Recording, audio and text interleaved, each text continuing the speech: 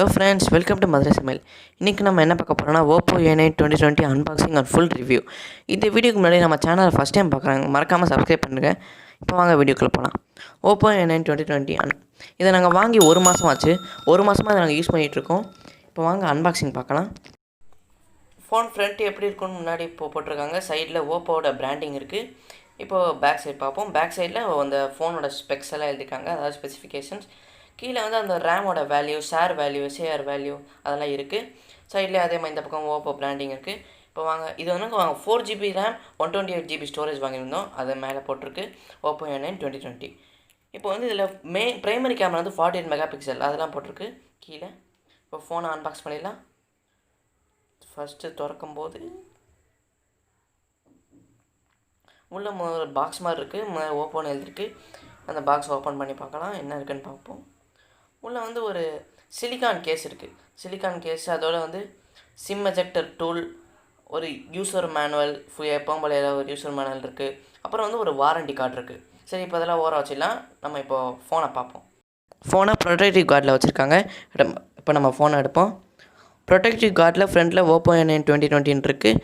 கீழே 48 megapixel quad camera இருக்குது, 5000 mAh battery இருக்குது, டூயல் ஸ்பீக்கர், டால்பி அட்மாஸ் அது எல்லாமே எழுதிருக்கு. இப்போ நம்ம பேக் பார்த்தா குவாட் கேமரா இருக்குது, 4 கேமரா. இப்போ நம்ம அந்த ப்ரொடெக்டிவ் கேஸை ரிமூவ் பண்ணுவோம்.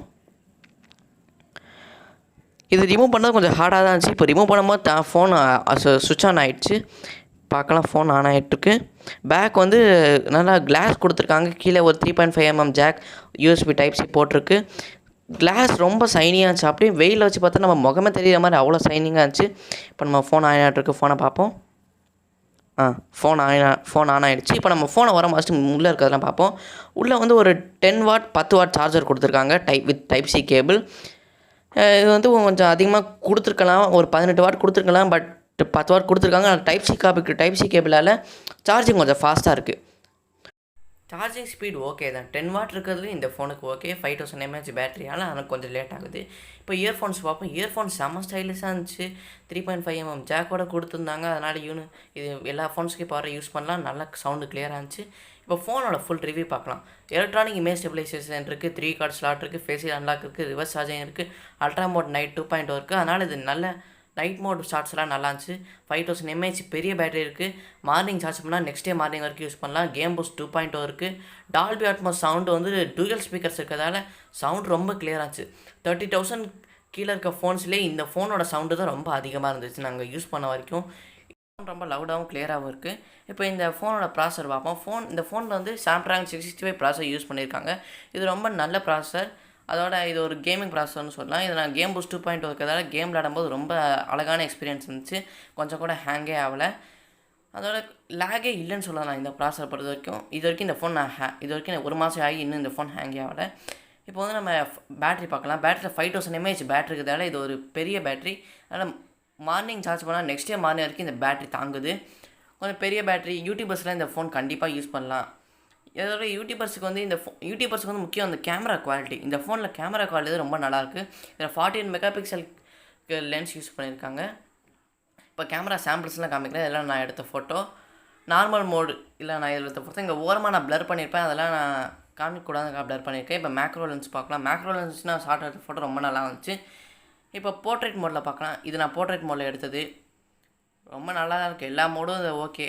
அல்ட்ரா வைட் கூட நல்லா இருக்குது. நல்ல ஒய்டாக அந்த 119 டிகிரி அல்ட்ரா வைடு இருந்துச்சு. இப்போ நான் சும்மா ஃபோட்டோ எடுத்து ஷார்ட்ஸ்லாம் பார்ப்போம்.